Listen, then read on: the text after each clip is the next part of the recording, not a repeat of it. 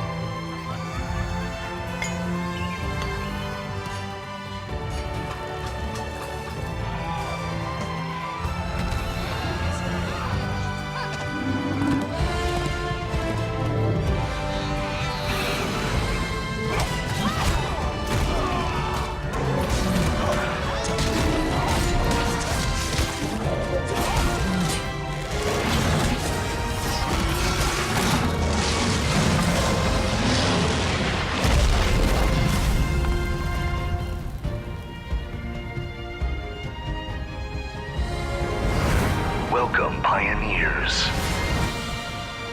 to Durango.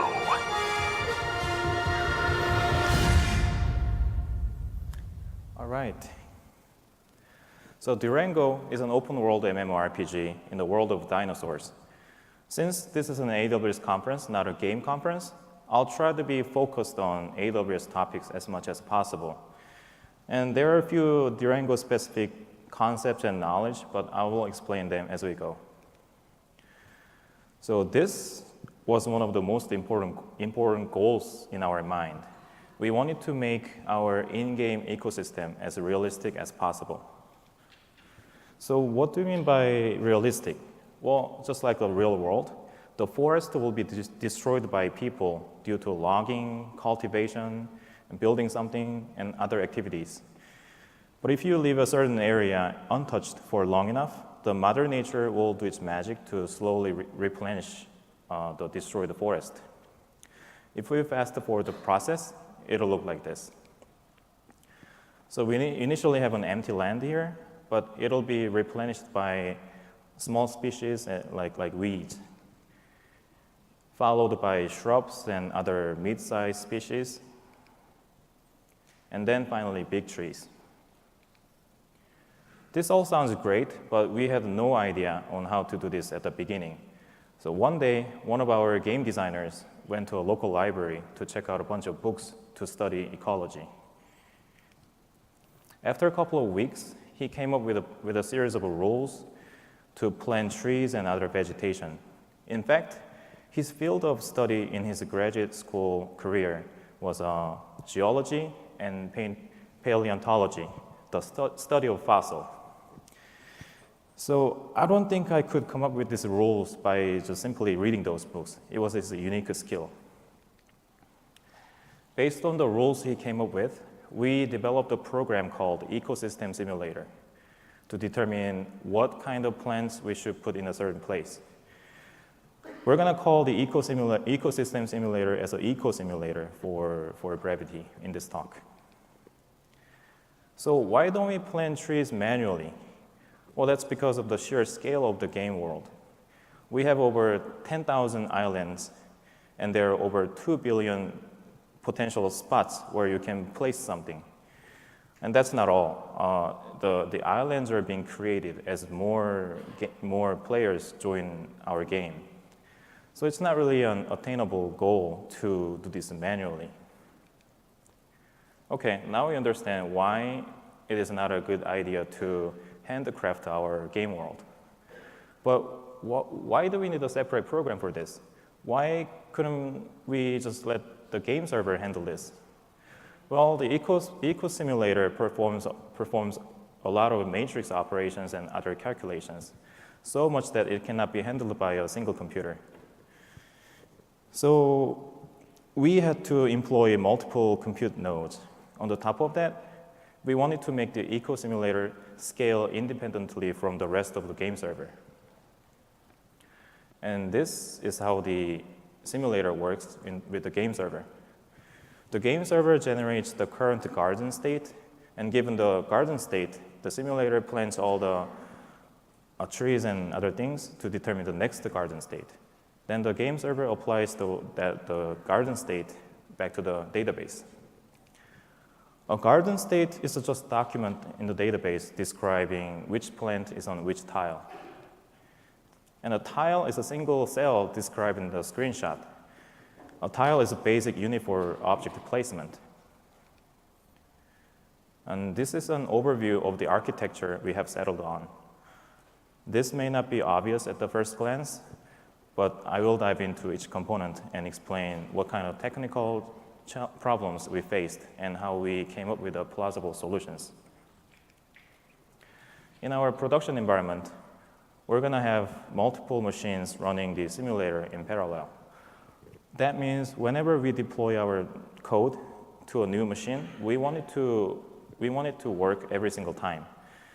But sometimes the software deployment can be tricky, as it's not always straightforward to provide the identical runtime environment for all deployments. In essence, we need a solid base system that every eco simulator deployment can rely on. And our solution was Docker. It provides an isolated runtime environment for your code. You can package things like libraries and frameworks that your code needs as a single and self-sufficient container.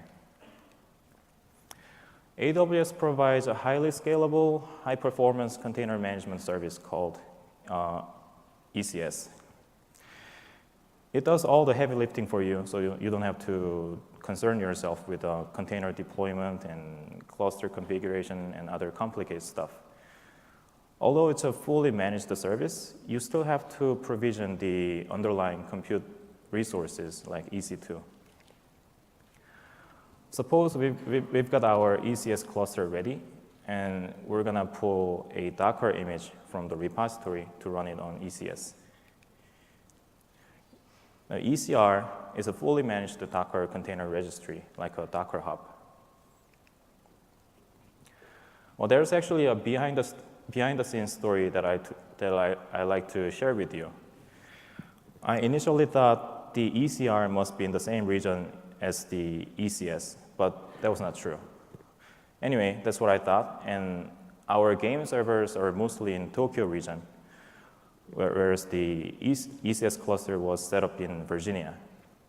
Because at the time we started working on this project, the ECR was only available in Virginia. Coincidentally, the EC2 pricing in Virginia was about 22% lower than that of Tokyo on average. Given our monthly usage and the type of instances we use, this is how much we would have saved. That's about 20% or $1,800 of cost reduction. Well, that may not sound so significant in terms of dollar amount, but remember this was only for beta testing.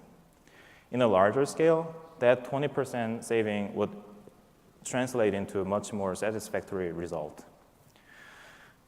In addition, we took this cost-saving measure even further. We employ spot instances rather than on-demand instances for our ECS cluster. We're going to talk about it at the end of this talk. However, if you think about it carefully, the interregional data transfer can be quite expensive. So if you have money to transfer 1 petabyte, you can probably buy 2 BMWs. So even if you could save some money by offloading your computation to a different region, if you transfer a large quantity of data to get the result back, you may end up spending even more money on the data transfer charges than what you saved in computation. So you want to be careful about this. It's estimated that we transferred about 3.5 terabytes between those two regions in September for beta testing. And that translates into no more than $200 in data transfer charges. But it was only estimation, so I decided to look into a bit closer in the AWS billing console. The data transfer charge for the Virginia region was less than $10. Well, I'm sorry, it was about $11. And I think that's how much I spent at McDonald's last night at the airport. Oh, looking good so far. But then I found something unexpected. It turned out that we transferred over 111 terabytes, which is 32 times more than what we anticipated. Well, it may not seem so much still, but remember this is only for beta testing, and these damages could be even worse if the service was officially launched. My boss still doesn't know about this, but he's gonna find out because he's gonna be watching this online. But that's okay. I'm gonna be on my personal vacation after this conference for 2 weeks, so by the time I get back to work, either he's gonna forget about it or my desk will be gone. A few months ago, one of our DevOps engineers decided to move our ECR to Tokyo for easier management, as he was organizing our AWS resources with a Terraform. So I suspected that transferring Docker image from the ECR to ECS was incurring this insanity. Then I thought about it again and came to a conclusion that we would have had transferred the Docker image over 100,000 times. Even if you're running multiple ECS agents, that's unrealistic. So I kept searching for the real reason. And the real problem was that we're serving our game terrain files in S3 in Tokyo. The eco simulator was pulling files over 3 terabytes per day on average. Given the number of players participating in the beta program, it was a bit too much. To solve this problem, we could either move the ECS cluster to Tokyo or have an exact copy of the S3 bucket in Virginia. We decided to go with the latter. So instead of serving terrain files from Tokyo, we may set up a replica in Virginia and pull terrain files from there. This way, we only transfer data between these two regions once, and then containers on the ECS cluster pull files from the replica in Virginia, which is free of charge. Okay, let's go back to our engineering problem instead of worrying about the cost too much. Well, we have an ECS cluster ready, but the tasks don't run by themselves, so something has to trigger them. Our game has this philosophy: no audience, no play. Meaning if there is no observer, then we don't do anything. For example, we've got this state machine-based animal AI that regulates animals' behaviors. But they don't do anything unless someone is looking at them. That way, we don't waste our precious CPU power. The same story goes with our eco simulator. If no one is wandering around in a particular area of an island, then the simulator doesn't run on that particular area. Well, that's because we have a large number of islands, and the simulator has to cover an extensive area. There's no way that the simulator runs on everywhere because it'll just take too long. So we run the simulator based on the player activities. Whenever a player steps into a small area called a chunk, it'll trigger the eco simulator to run on that particular chunk.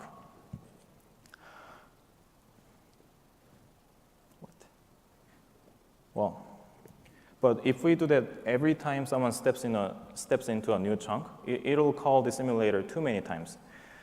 So we do a random sampling here to control the rate in which we send the replenish request to the ECS. So what I mean by chunk is just a pack of 16 by 16 tiles. A chunk is a basic unit for a workload. For example, our game server loads terrain data by chunk. And the eco simulator does its job in a chunk basis. So by dividing up a large island into a small chunks like this, we can process any task in parallel.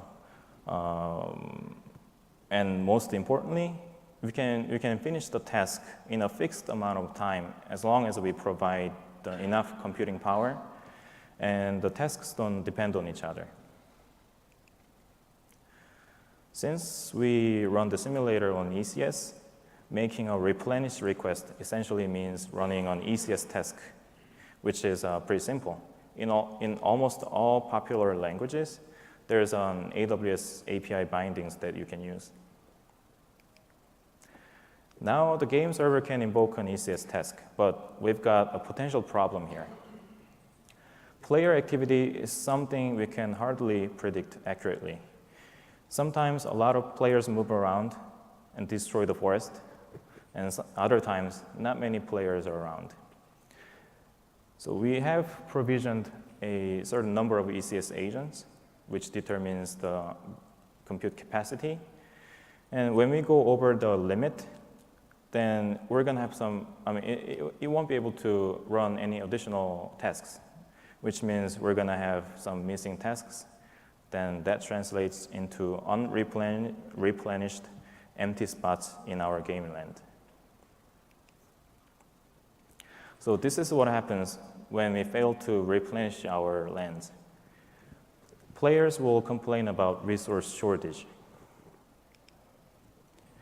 To alleviate this problem, we brought the SQS into the picture as to act as a buffer between the producer and the consumer. Here, the producer is a game server, and the consumer is the ECS cluster. So instead of having the game server directly invoke an ECS task, it inserts a request message in the queue. And a lambda function processes it later on.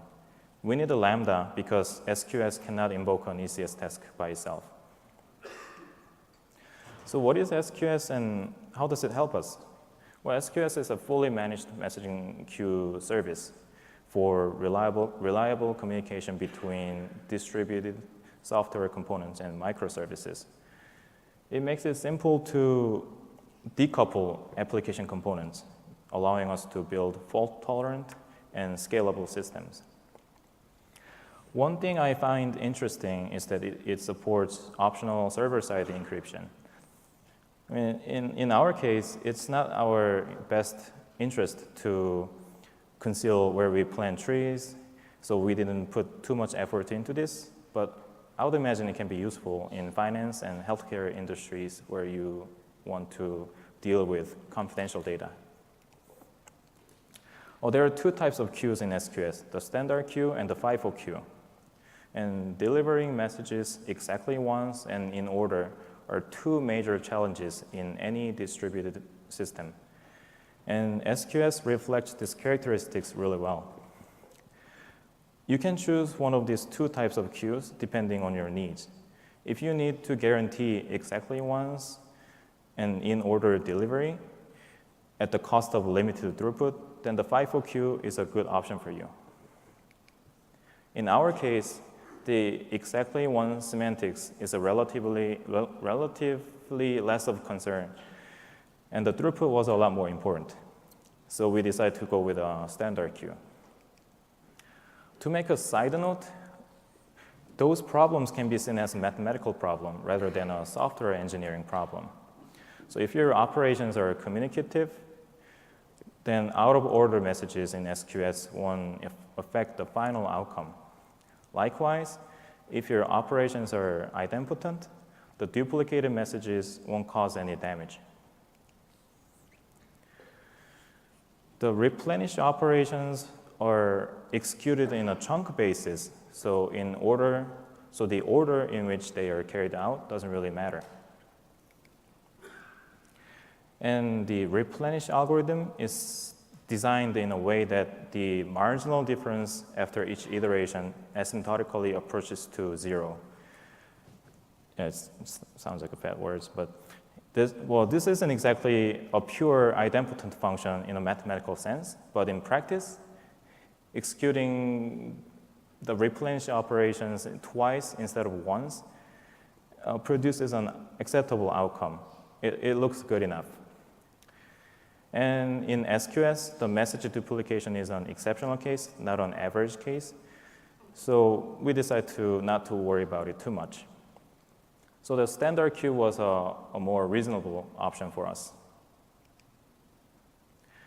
By introducing the SQS in between the game server and the ECS cluster, we solved the problem of the producer and consumer speed mismatch. The overflowing messages can stay in the queue until the ECS catches up. No more empty spots in the game world, and this is great. But what do we do with the Lambda? How do we trigger it to run an ECS task? Well, Lambda is a serverless compute service that runs your code without provisioning underlying compute resources like EC2. And a Lambda can be invoked can be either directly invoked through an API call or by an event source.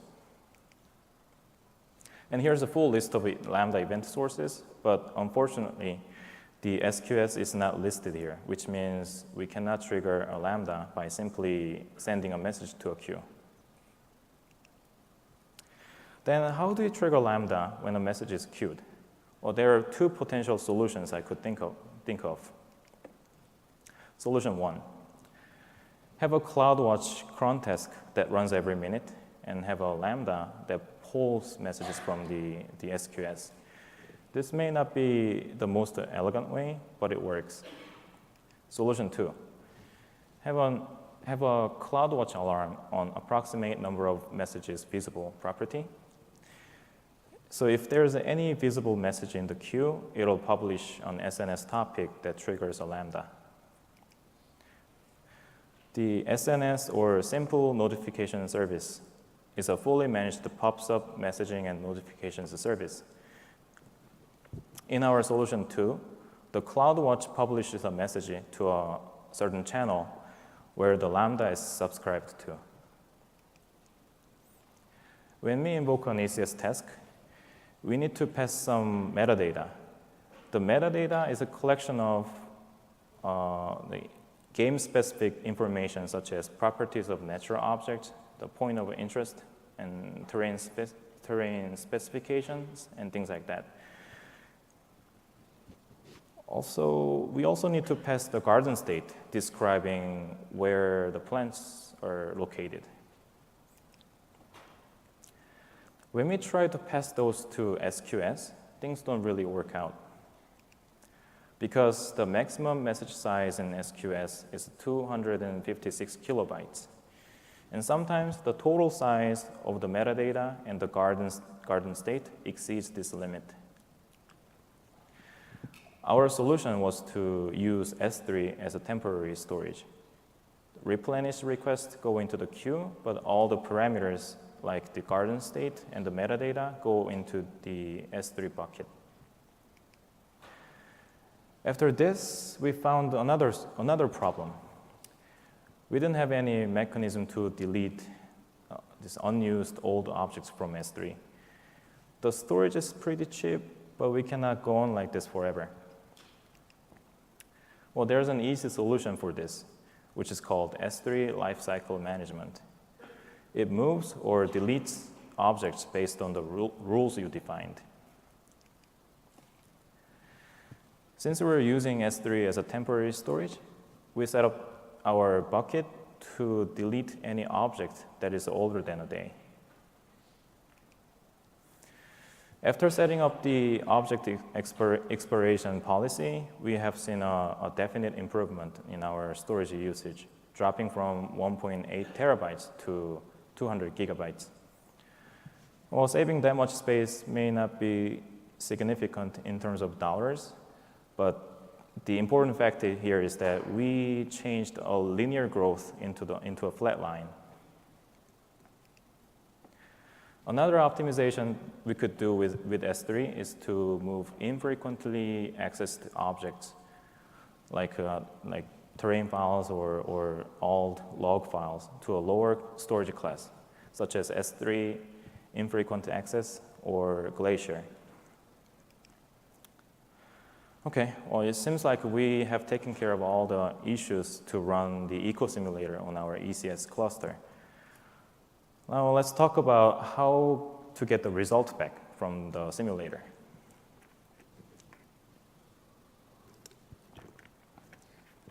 Once the simulator completes its assignment, it'll have a final garden state to be applied back to the game server.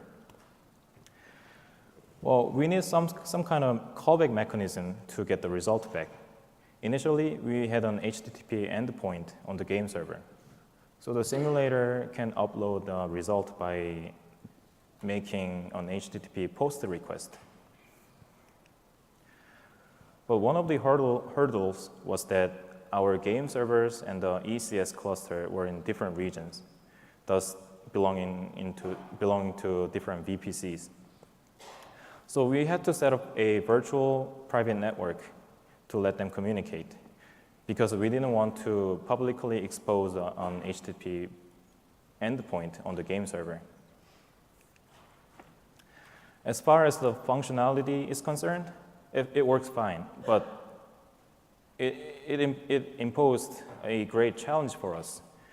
Having an HTTP endpoint makes it difficult to set up our development and testing environments, especially for those non-technical people.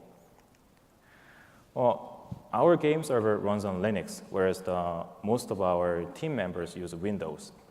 So if you want to run the game server locally, you're going to have a virtual machine set up on your host machine, then set up a series of port forwarding rules, and you're going to have to submit a request to the IT department to open up a port. And to do that, you're going to have to get an approval from your manager. It's just a lot of hassle. And another issue here is that we have a potential single point of failure. We had to build our own EC2 instance with OpenSwan installed on in order to set up a VPN. Well, that could potentially be an SPOF. Once that instance goes down, then the destroyed forest will no longer be replenished. And that means angry players. And for me, that's working overtime to fix this. So this is the alternative that we came up with. We send those parameters through SQS and S3 when we make a request. So why don't we send the result back through them as well?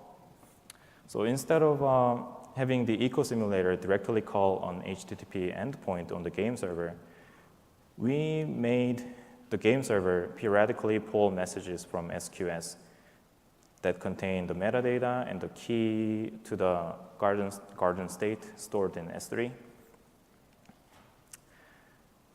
See, the SQS completely eliminated the need for direct communication between the game server and the ECS cluster. In other words, we don't need the VPN and the external HTTP endpoint anymore. So by introducing reliable communication like SQS between application components, each component can operate, scale, and fail independently from each other. Not to mention that we also eliminated potential SPOF. Then we noticed there's an inconsistency in the request and the response path here. So we decided to get rid of LAMBDA and let the game server handle the requests as well. Less components, less chance of failure. Okay, let's switch gears and move on to a different topic.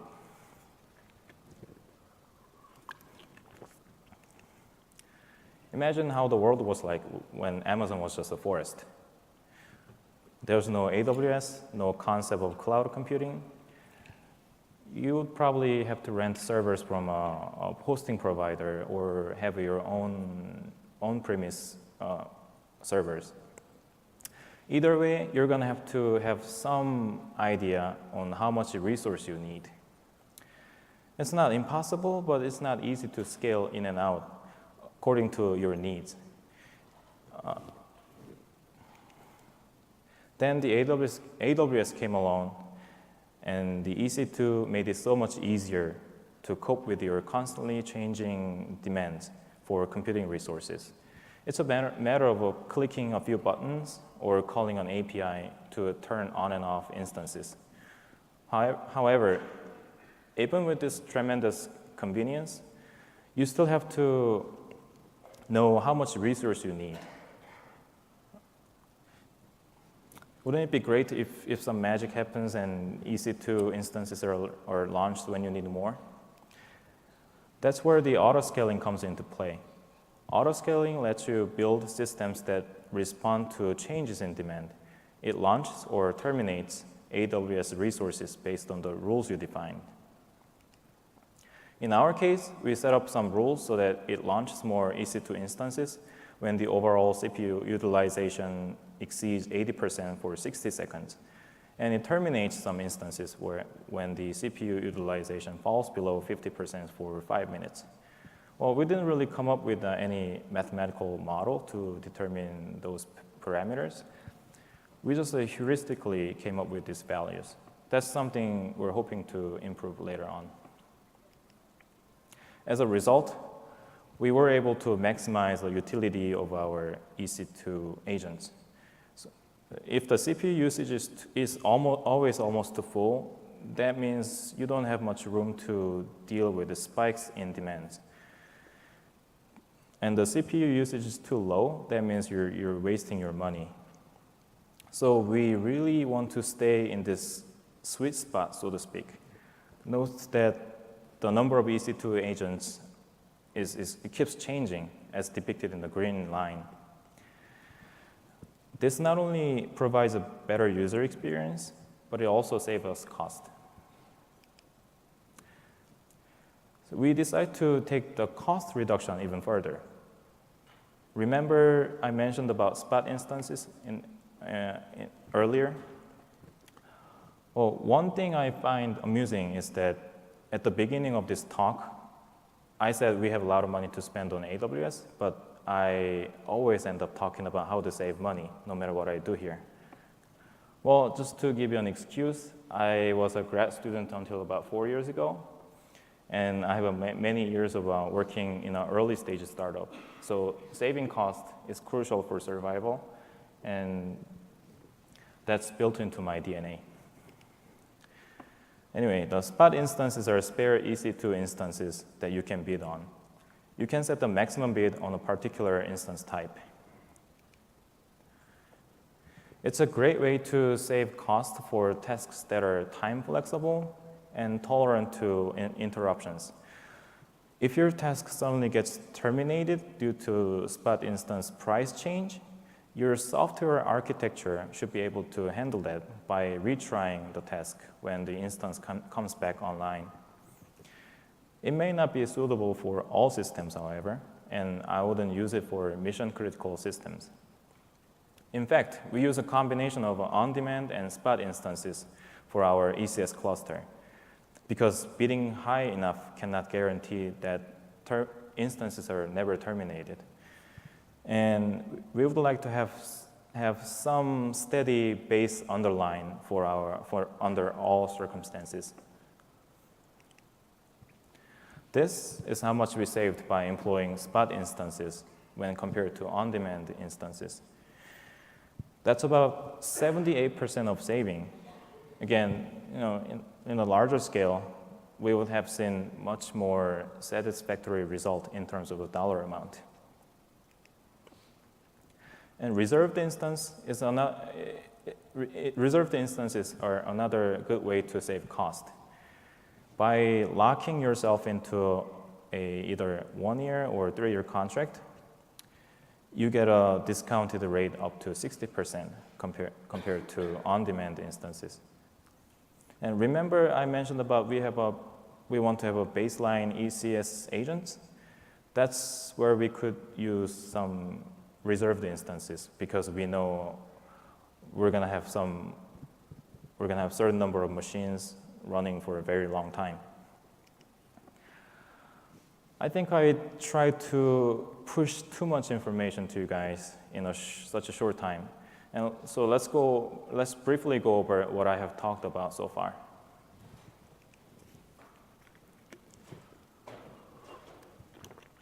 The ECS makes our job much easier by providing a fully managed service for container deployment and scheduling and monitoring. It also handles cluster configuration and management and other complicated stuff, allowing us to focus on our business logic. And you can set up the auto-scaling for your ECS cluster so that it regulates the number of instances according to your rules. The one minor inconvenience, in my opinion, is that we still have to provision underlying compute resources for ECS.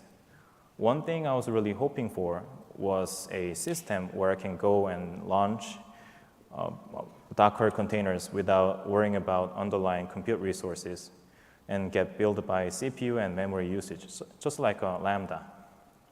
And I'm pretty sure there's a reason for this. Perhaps it's a security concern. Maybe you could do a jailbreaking with the Docker or something like that. Well, I don't know what the real story is. Maybe I will be able to find out what the reason is in this conference by talking to AWS people. And we discussed that the SQS can act as a buffer between the producer and the consumer, decoupling application components, making them fault-tolerant and highly scalable. The SQS can be extremely useful when you have application components in different VPCs. It allows your application components to communicate without establishing direct communications. We learned that there are two types of queues, and if exact semantics is important, go with a FIFO queue. Otherwise, go with a standard queue. But if you could make your operations communicative and idempotent, you will eventually converge it to a correct result, even if your messages are out of order or duplicated. And S3 is a good place to store relatively large objects that cannot be stored in SQS. And object lifecycle rules that can be set up. I'm sorry. Okay, you can set the object lifecycle rules so that infrequently accessed objects are moved into a different class storage or even deleted. We also learned that it's important to keep the object within the same region as compute resources for minimal latency and to prevent inter-regional data transfer charges. And LAMBDA allows you to focus on your code, nothing else. It's a true liberation, especially if you have a small engineering team. And if you don't want to dive into the world of AWS in order to create this architectural masterpiece. And even if you have a big engineering team, LAMBDA can be still useful. We actually use LAMBDA actively in other parts of our game server, like processing log files and things like that. It's kind of unfortunate to drop LAMBDA for this particular project, but we had a good reason for that. We chose to do that in order to make things a bit more consistent within our architecture. We also looked at few measures to reduce down the cost, like auto-scaling and spot instances and reserved instances. And always remember that the network is the most precious resource that you want to conserve, even at the cost of using other types of resources like compute or storage. It's the best case scenario if you could do everything within the same region It's free to transfer data within the region. But if you have to transfer data between different regions, maybe you want to employ some kind of compression when transferring data. That's like using compute resources to save network. Or maybe you want to replicate the entire S3 bucket on each region that you're going to pull the data from. And that's like using storage to save network. Okay, that's all I have for today.